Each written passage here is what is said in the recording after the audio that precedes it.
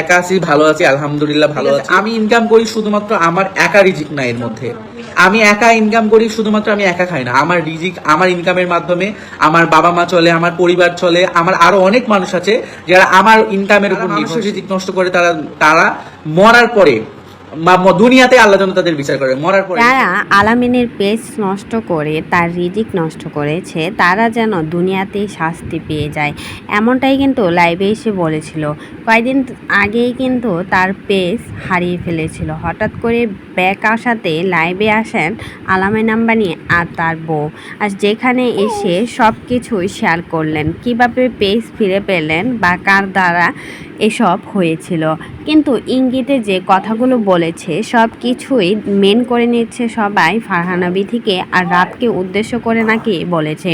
কারণ সব সময় ফারহানা বিথি আর রাদের উপর সব সময় অভিযোগ আসে তারা নাকি মানুষের ক্ষতি করে বেড়ায়, অথচ তারা যে জায়গায় দাঁড়িয়ে আছে শুধুমাত্র ফারহানা বিথি আর রাদের অবদানের জন্যই কিন্তু দাঁড়িয়ে আছে।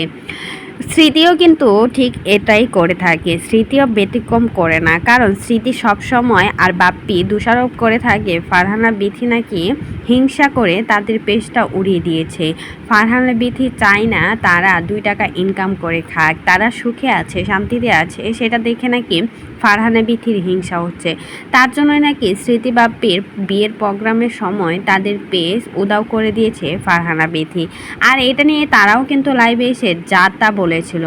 তবে ফারহানা বিথি মুখ বুজে সব কিছু সহ্য করে নিচ্ছে, কারণ তাদেরকে যে জায়গায় নিয়ে এসেছে শুধুমাত্র ফারহানা বিথির জন্য আজকে এই জায়গায় এসে দাঁড়িয়েছে তারা। অথচ সেই ফারহানা বিথিকে একবারও দোষারোপ করতে ভুলে নাই কিন্তু তারা। রাজশাহীর যত কন্টেন্ট ক্রিয়েটার আছে শুধুমাত্র ফারহানা বিথির জন্যই কিন্তু সবাই চিনেছে তাদেরকে, অথচ ফারহানা বিথি সবার উপকার করে সেই শেষে সবার কাছ থেকে বাস খেয়ে যাচ্ছে।